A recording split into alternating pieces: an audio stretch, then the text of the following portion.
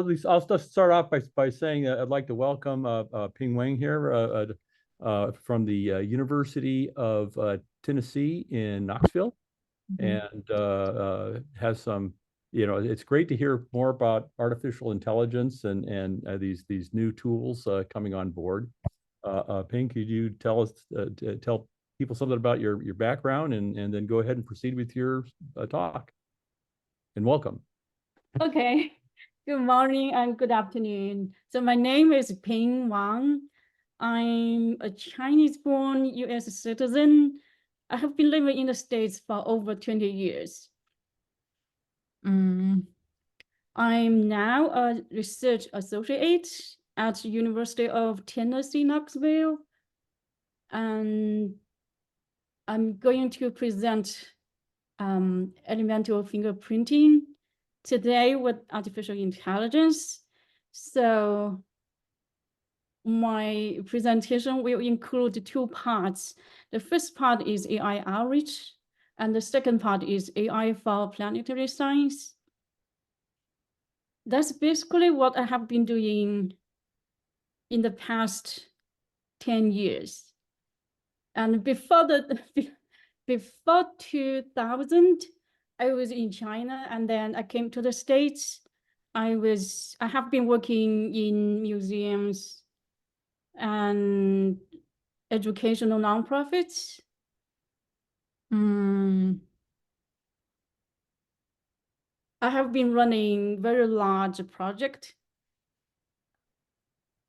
And that's pretty much me. Okay. If you have any questions, please ask me.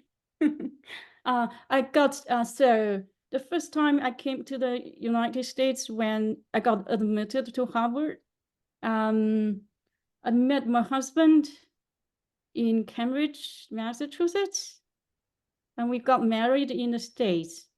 And basically, because I have been living here for so long, I don't know, I don't have allergies. I never got sick in the past 20 years.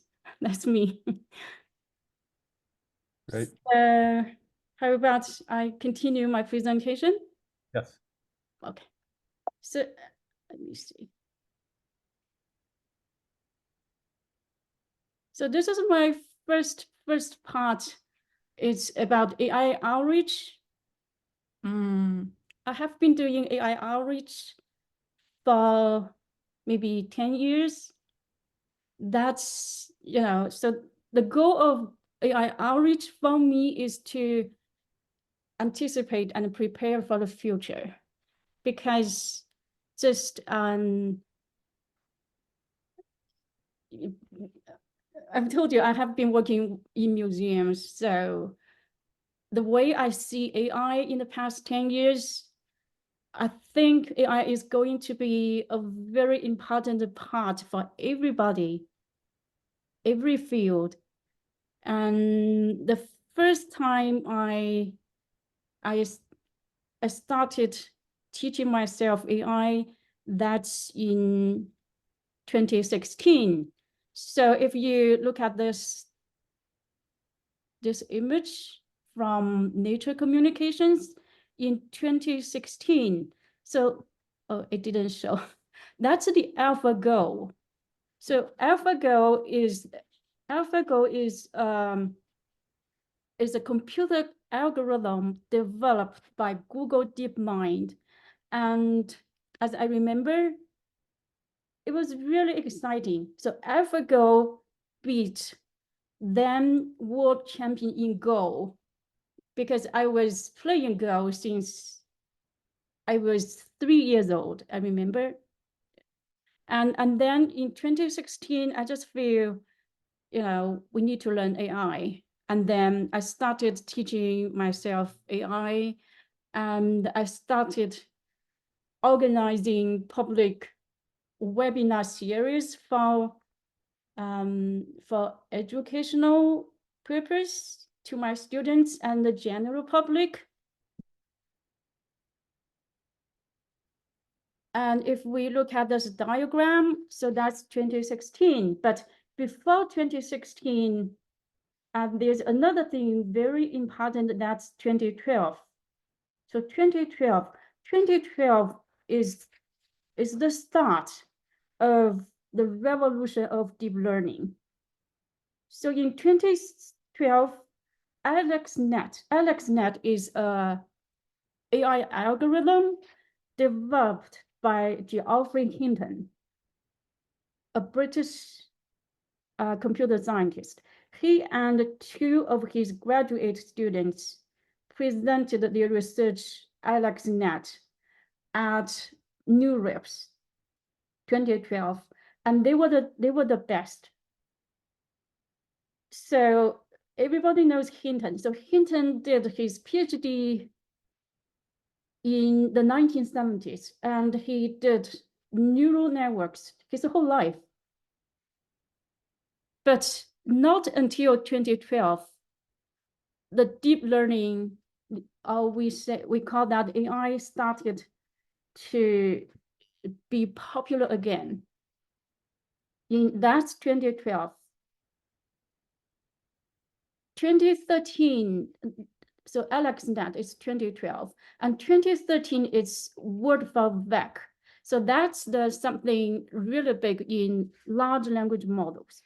So AI nowadays include just mainly two parts. One is computer vision, and another is large language models. In 2013, word2vec, an AI algorithm, was published. So word2vec was kind of a revolution in natural language processing. And then 2016 AlphaGo. 2017 is called a transformer architecture. It was published by Google Brain scientists. They published an article called "Attention is All You Need."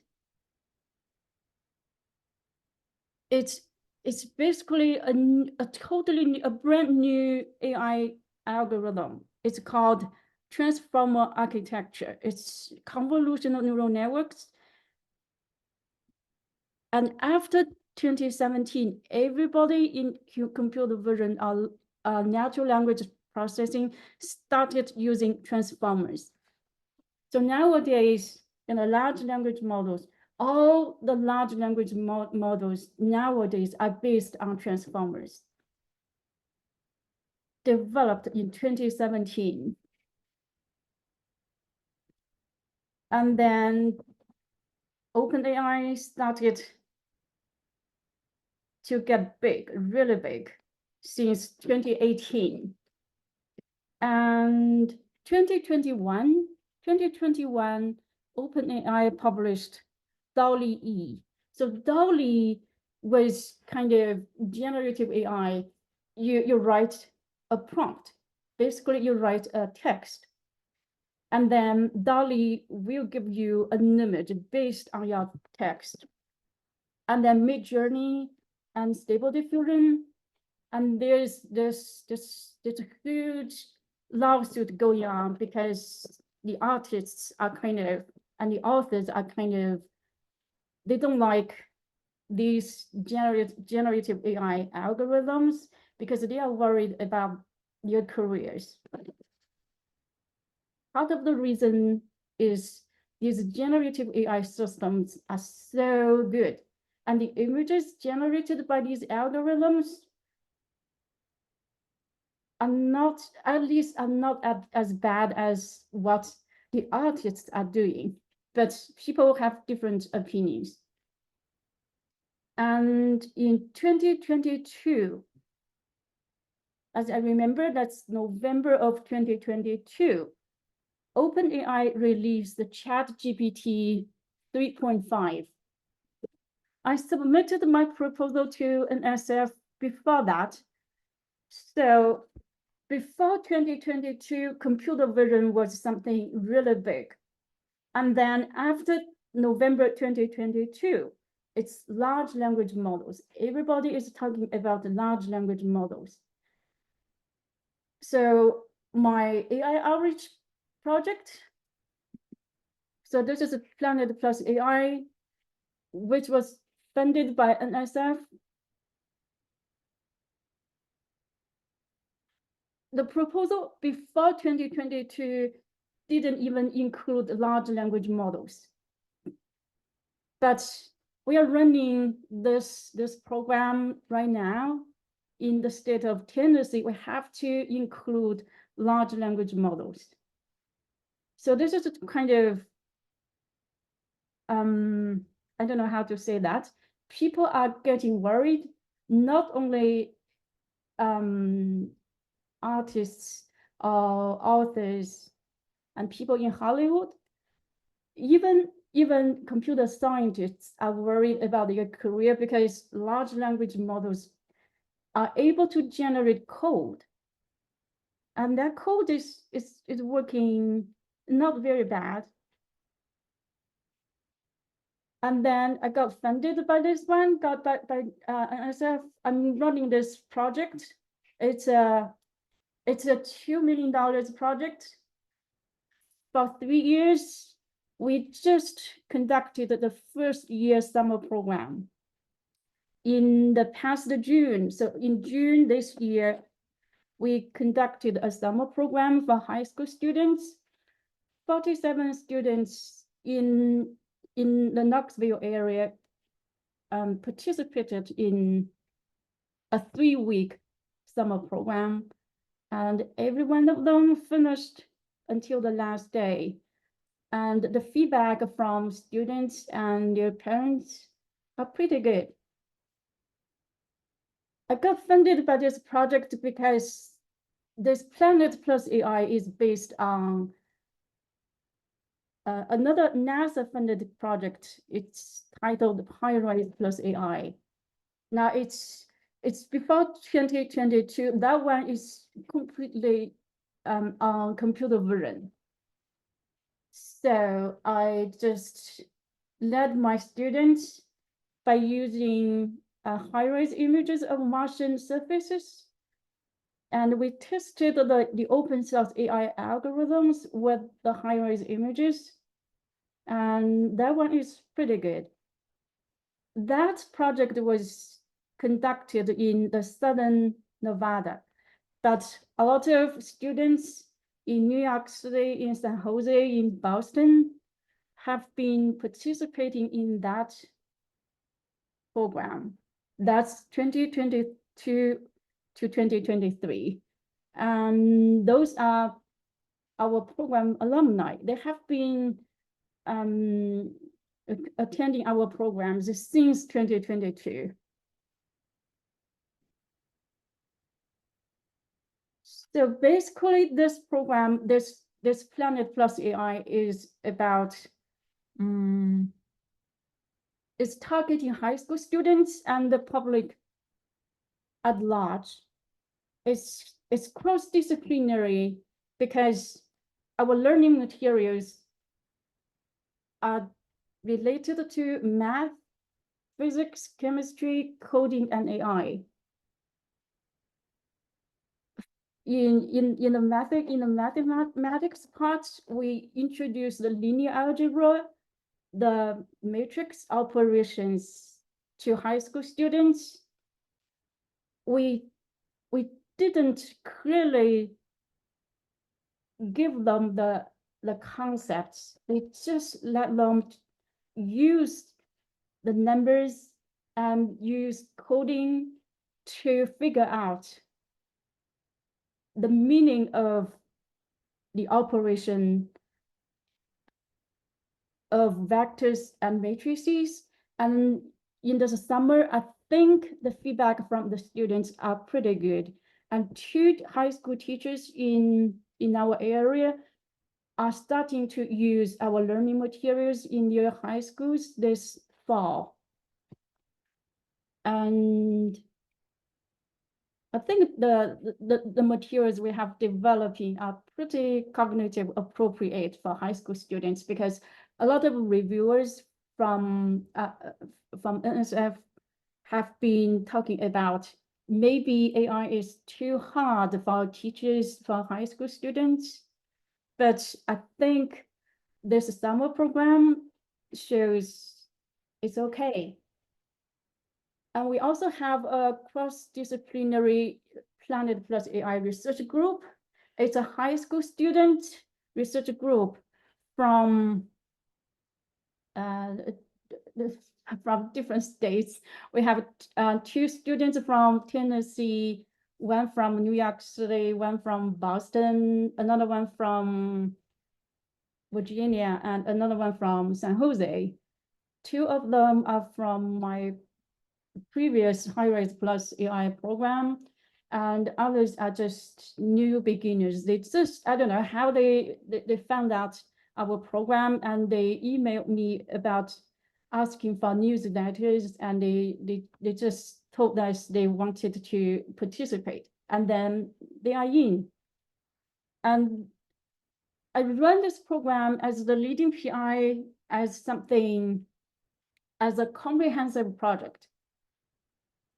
It's not only a summer program, it's a yearly project. We have public webinars during the school years, and we have exhibits in the museums.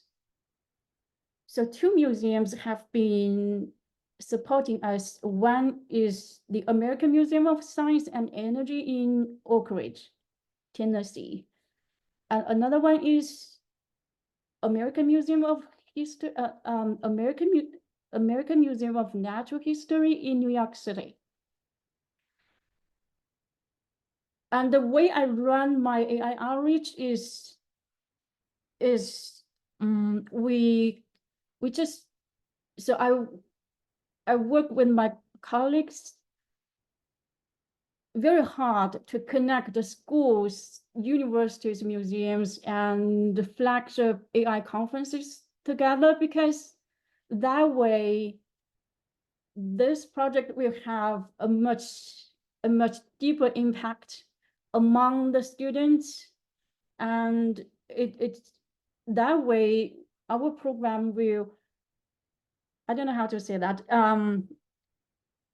the students, the participating students and the parents would feel we're not only serving them in a couple of weeks or months, but it's something, it will be continuing in their life, and it will have a deeper impact among each individuals, because it's connected to universities. So the Earth and Planetary Science Department has been supporting our students this past summer, and the museums and the student research group has been submitting 2 projects.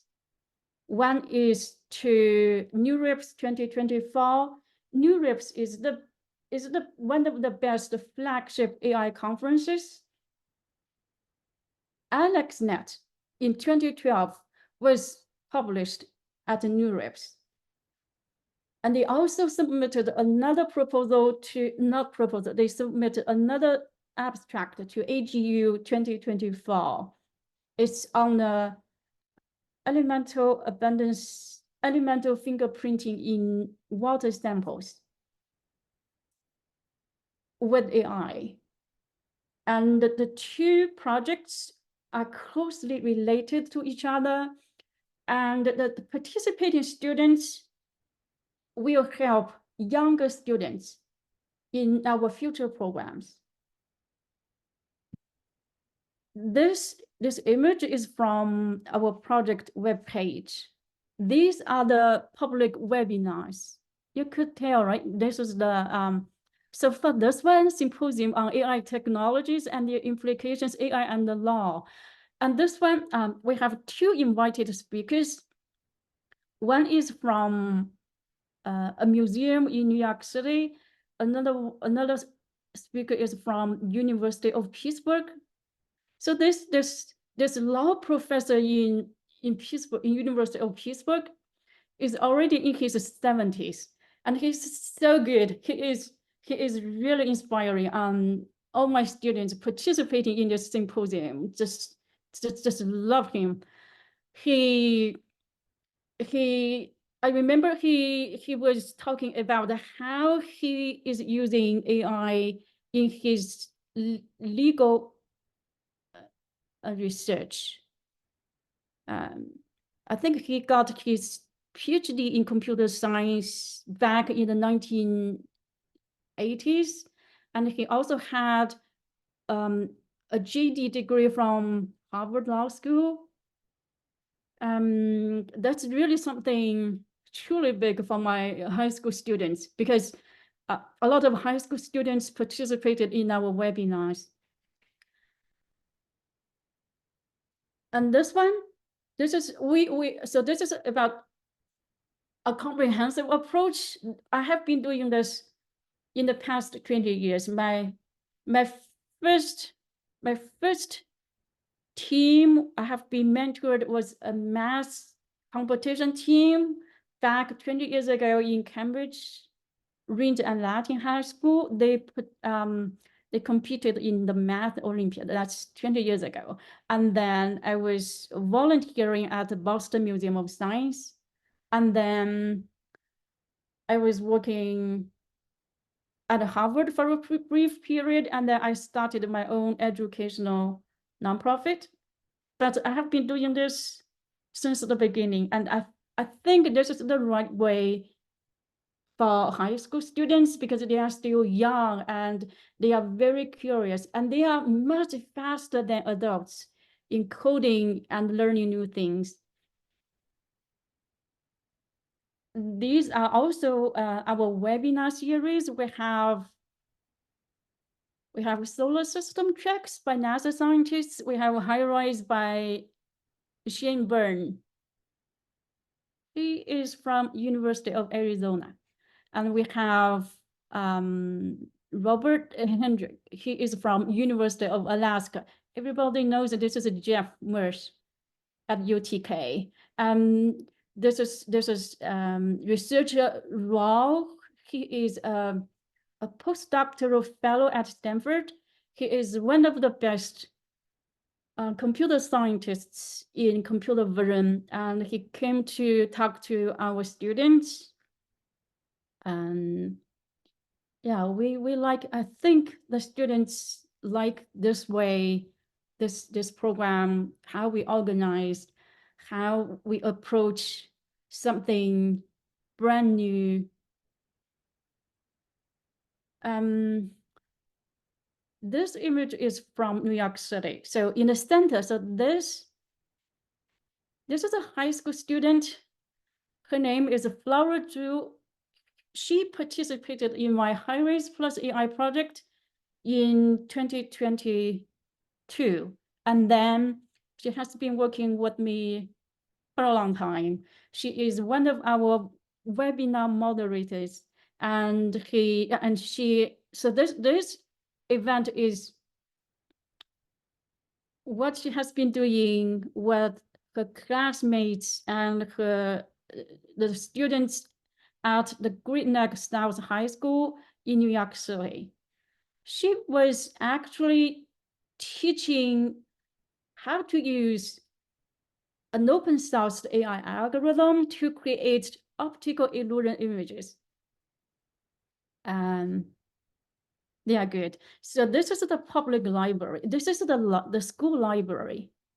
I think they are, and two of them are still working with us. They attended our webinars, public lectures, and they emailed me their questions. We have been in touch since then. I think this event was conducted in December last year. Oh, let me see. So this is the program page. Yeah, this is the one. Let me go back.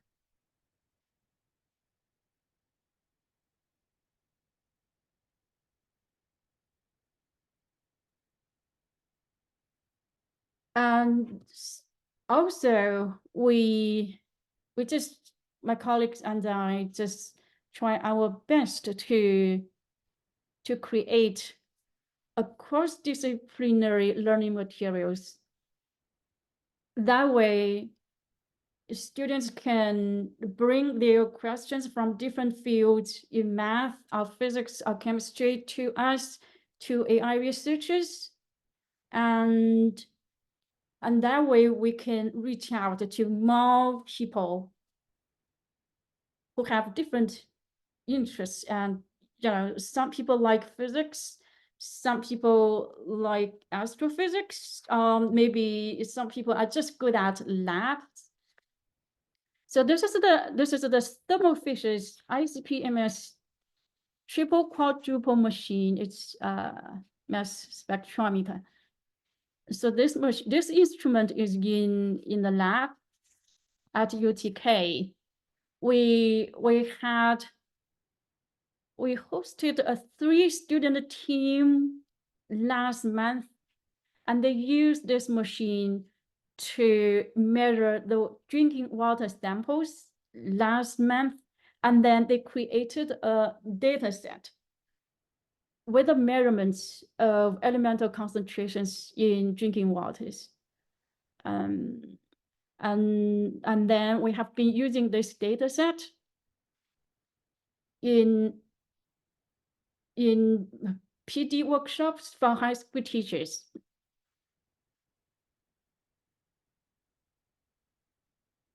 This is the rationale for our current program. I mean, we are still developing the PD workshop materials, and so the PD workshop materials will include linear algebra, because one goal of this program is to introduce linear algebra to high school students, because AI is about 3 things: data, models, and compute. And linear algebra is the fundamental concepts behind the parallel computing, behind the deep learning. So we think students at a very young age need to be exposed with linear algebra. And another thing is we have a Planet Plus AI research group. What we do with these students, with this research group, is to get them to test open source AI models by creating their own data sets. They can test the data sets in the original open source model. They can test the model with their own data sets, and then they can test the code. So this summer, they created a natural disaster data set in their group, and they submitted their project to NeurIPS 2024. And this ICP-MS machine is about spectrometry. Spectroscopy and spectrometry are kind of used in many fields, like in chemistry, physics, astrophysics, astronomy, because it's about the absorption and emission of light. So it's used in medicine and everyday life, right? So we think by engaging students in using this ICP-MS instrument to do elemental analysis in drinking water samples is a good thing for this program, because students are very interested. Practically everyone is interested, because drinking water is about health, right, and safety. So they are just, we have been doing this since, so the first time I was leading this elemental analysis in water samples was in 2016. That's the alpha ago, I remember. And then in 2019, I led another program, another group of students, and we did some working water sample analysis in Southern Nevada, because it's in the desert. Because in Las Vegas, all the drinking water was recycled. As I remember, 98% of the drinking water was recycled water. Everybody was interested in elemental analysis. And then we did another elemental analysis in June this year. So this Kolmogorov approach is about teaching high school students by university professors in the real lab. So this lab is run by my husband. So we have been doing this with high school students since 2016. I enjoy working with high school students. This is the high school student Planet Plus AI research group. This is their, you see, this is their NeurIPS project. One student, Alice, is from Valley Christian High School, San Jose, and Dominic and Sadie are from Knoxville. Nathan is from Virginia. Laura is from New York City. They all came to our program randomly, except Dominic and Sadie's, because we have a summer program in Knoxville, and Alice, Nathan, and Flora just contact me, maybe because they got to know us somehow. But they are really good. This is a national team, and they did something. They finished this project fantastically. They are still waiting for the result. I think they are very good. What they did is they created a natural disaster data set in tornado, because tornado is something big in Knoxville. I think floods, flash floods in New York City, and hurricanes, and I cannot remember, but they created data sets, and then they used the data sets to test two AI models. One is Mistral 70B, and another one is, I couldn't remember, but they tested two models. I just gave them a collab notebook, and then I just told them, you can do this, you can do that, and they just finished this one. They did everything on their own.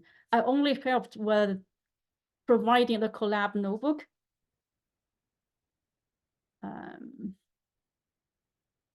This is the AGU 2024 abstract. This is the data from the ICP-MS on elemental concentration patterns in drinking water samples. You see the purple are the standards, multi-element standards. Just though others are just, this is the blanks, and then the water samples. The water samples are from California and Knoxville.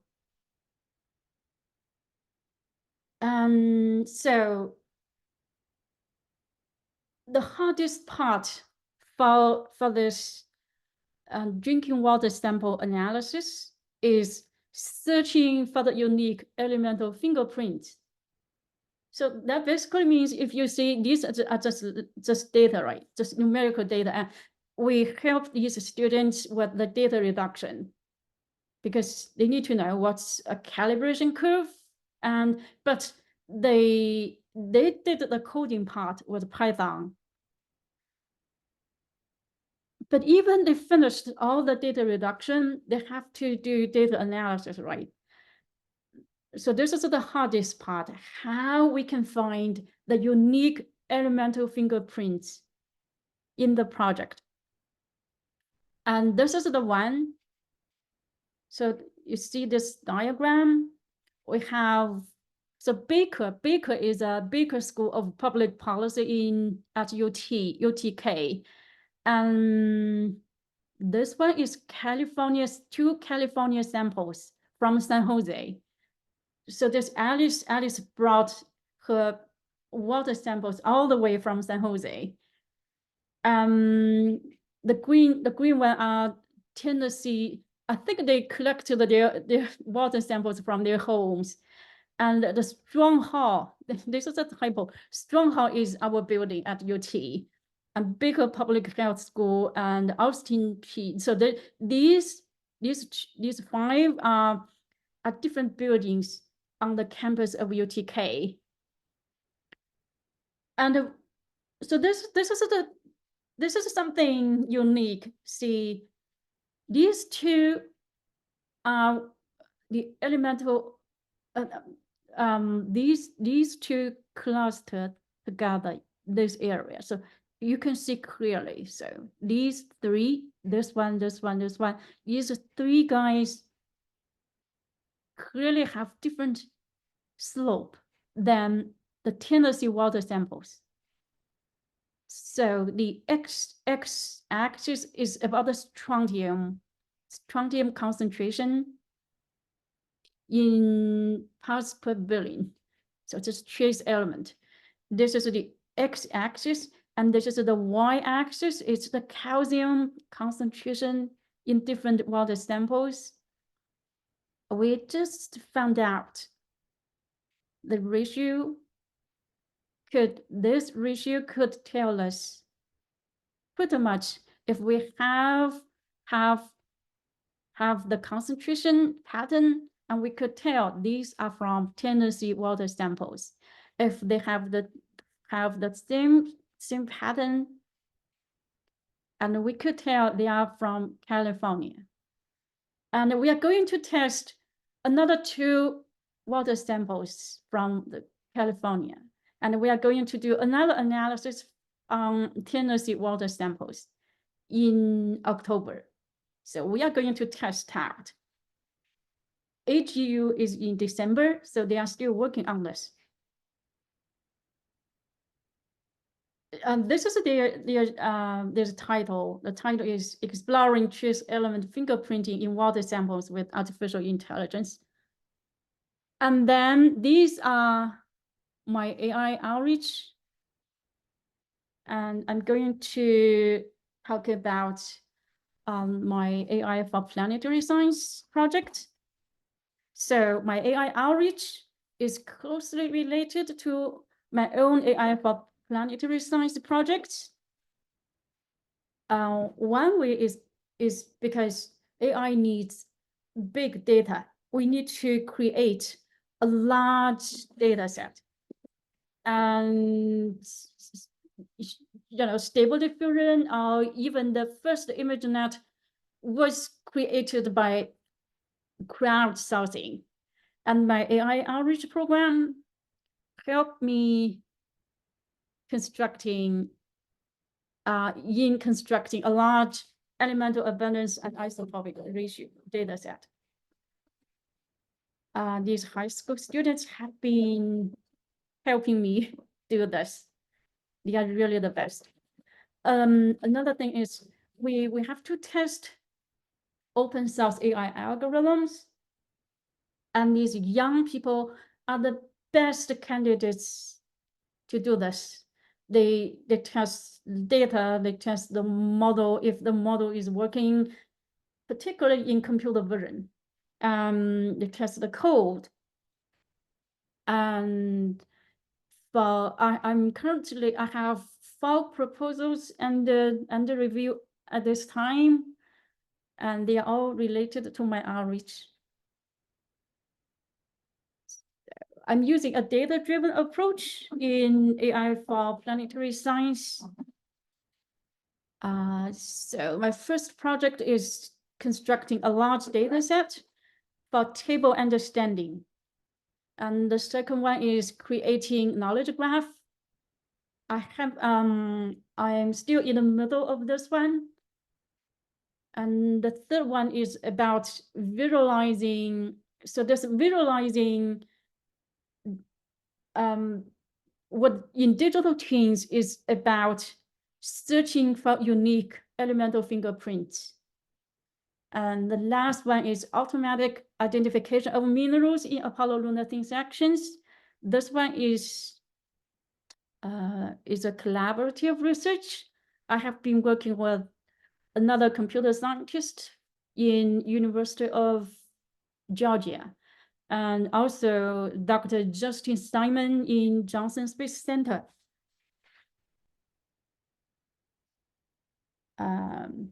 Let me just explain a little bit about elemental fingerprinting. So this diagram is from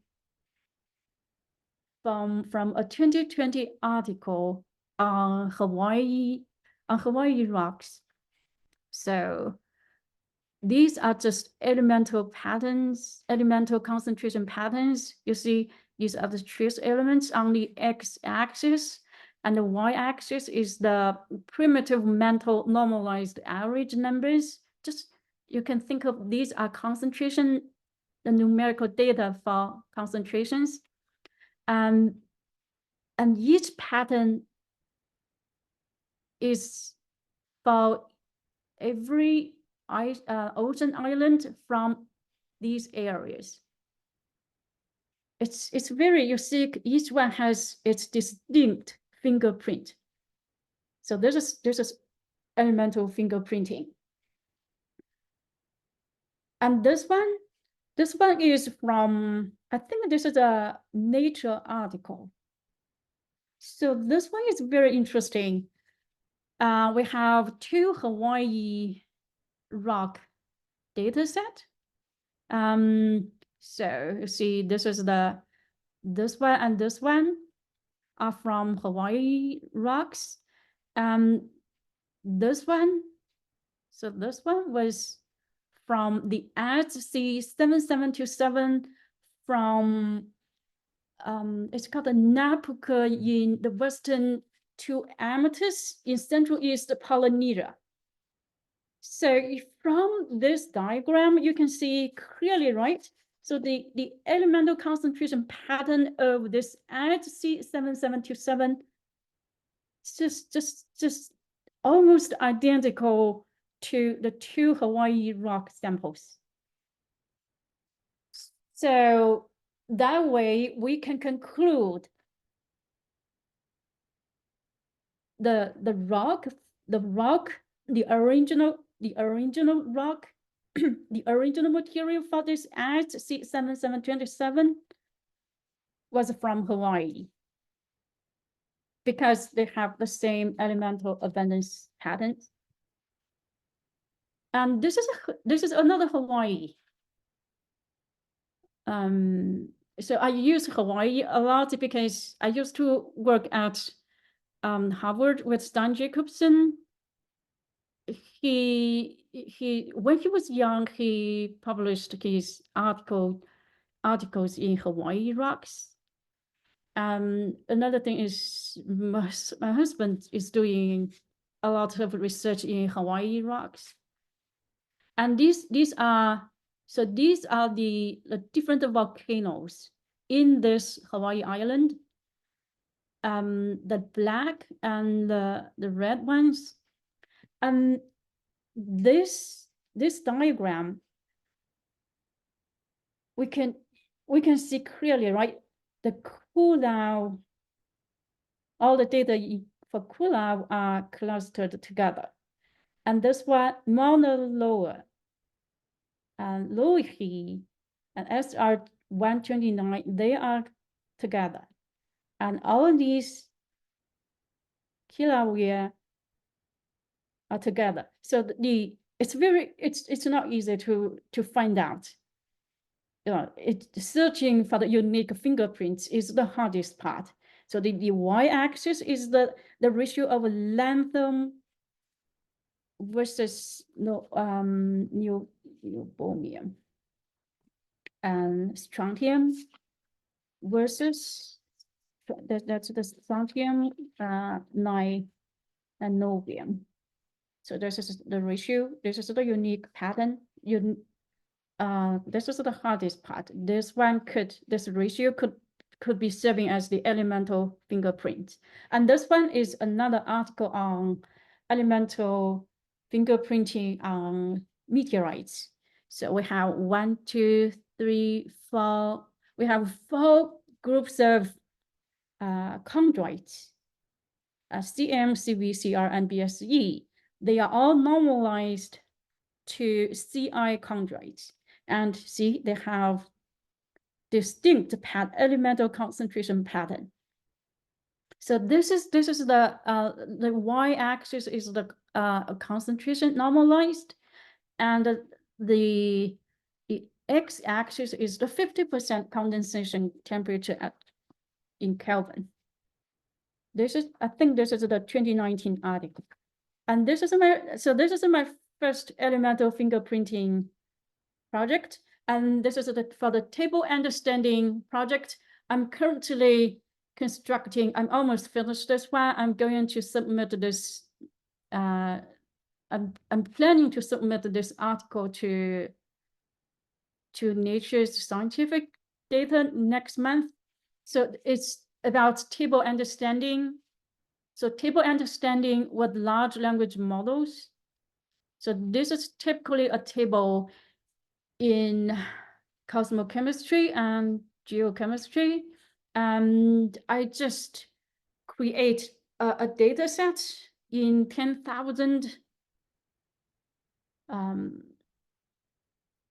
JSON files, because JSON files can be used for machine learning right away.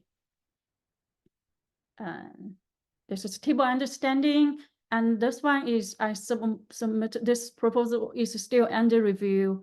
So this one is about using large language models to retrieve information from a tabular data. And this one is by using prompt engineering. So this is the prompt. If we feed the table to a large language model, and you can just write the prompt. What are the labels of tables reporting elemental abundance patterns? They will give the results. The rock samples. I did this 2 months ago, so I was not using the updated version. But basically they are the same. It's quite expensive because we have to pay for OpenAI and maybe other API, because but this is the state of the art AI algorithms. So in order to do this, one way is to create a large data set for table understanding with JSON files. Another way is understanding tables through large language models. And this is the knowledge graphs.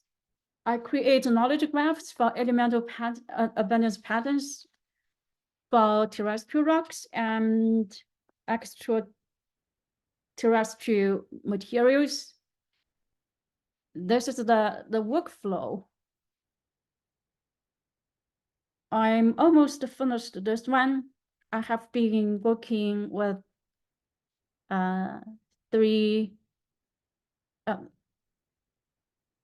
23,000 articles, peer-reviewed journal articles on this one, including all terrestrial rocks and meteorites and Apollo lunar rocks.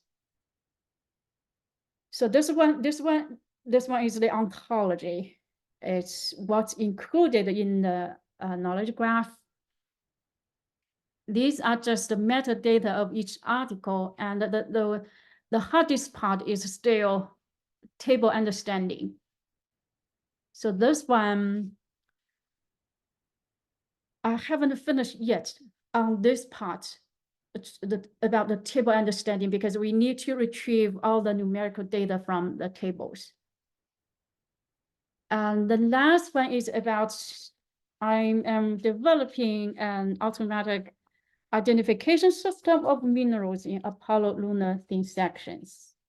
I haven't finished yet because it's very hard for me to get to work at Johnson Space Center. I'm still working with Ryan Ziegler right now.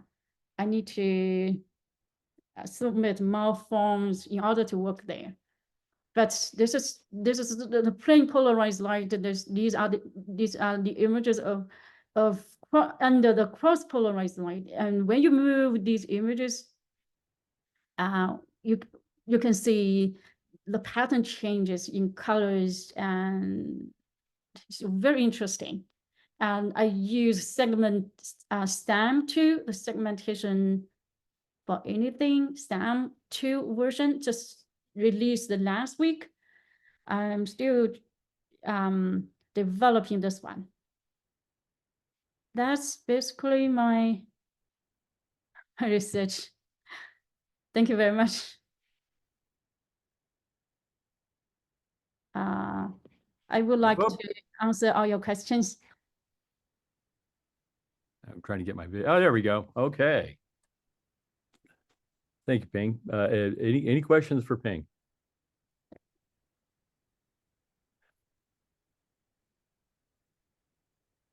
I was wondering, so the AI, is it doing some kind of a distinguishing what elements, what element allows one to discriminate most, like a principal component analysis, and to say what minerals or samples are most different from each other? Is it the AI that's identifying the elements from a bunch of measurements to say, yeah, these things can really separate these particular samples? So AI is about the big data. So PCA is used in one article, right? In one, you can think of, you have a table of numerical data from a couple of rock samples. Water is a special type of rock. So just a couple of samples. But what I am doing is I am getting all of each and every one of them, each and every elemental abundance patterns of all the rocks, including terrestrial rocks and extraterrestrial rocks. I get all of them together, and by using the graph algorithms to figure out which two patterns are the closest. So it's about finding out the patterns, the unique fingerprints in all the previous articles and all the previous numerical data. I haven't finished yet, but so this graph, these graph algorithms are really good, because you see the elemental analysis in drinking water samples. That one was picked up by AI, not by me. So I think it's going to work. Interesting. And so Harvard people are trying to, they say something about something is from outside of the solar system. They had a scientific cruise in the Pacific Ocean, right? And they did some analysis, and they say, oh, we couldn't find out anything similar to the elemental abundance patterns and isotopic ratios similar to their analysis measurement. So, but we don't have all the data yet. But after we collected all of them, it's kind of, we will have a conclusive. Okay. Yeah. I still think that this is something, because this is something big. After this one, we can include all the astrophysics data. We can connect them together, and that's the beauty of knowledge graph. Bea, you had a question?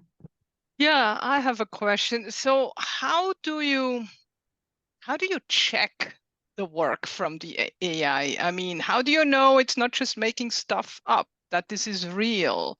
Yeah. You mean large language models, right? Yeah. Or in your work that they found that these rocks are, similar to that. How do you know this is really true? What are checks and balances you can do? So the expert verification is super important because at this time, large language models are still, they lie. They say they hallucinate, right? But my experience in using the prompt engineering with the tabular data is they are 75% accurate. What do you think? Because I checked, I used the cloud 1.5, I think. That's 2 months ago, not the updated version. I used the prompt engineering. I just write a prompt to retrieve the data from the numerical table, right? And it gave me, I could be able to verify. It's 75% correct. But still, it needs expert verification. Thank you. Another thing is people have been, as far as I know, people are doing table understanding. So table understanding is about using all the tables, everything since the internet, all the tables to fine-tune a large language model. That might work, that might not work, but maybe next year we will have another better algorithm, right? Okay, any other questions for Ping? Ping, thank you very much for your seminar. It's very interesting stuff and a lot to learn.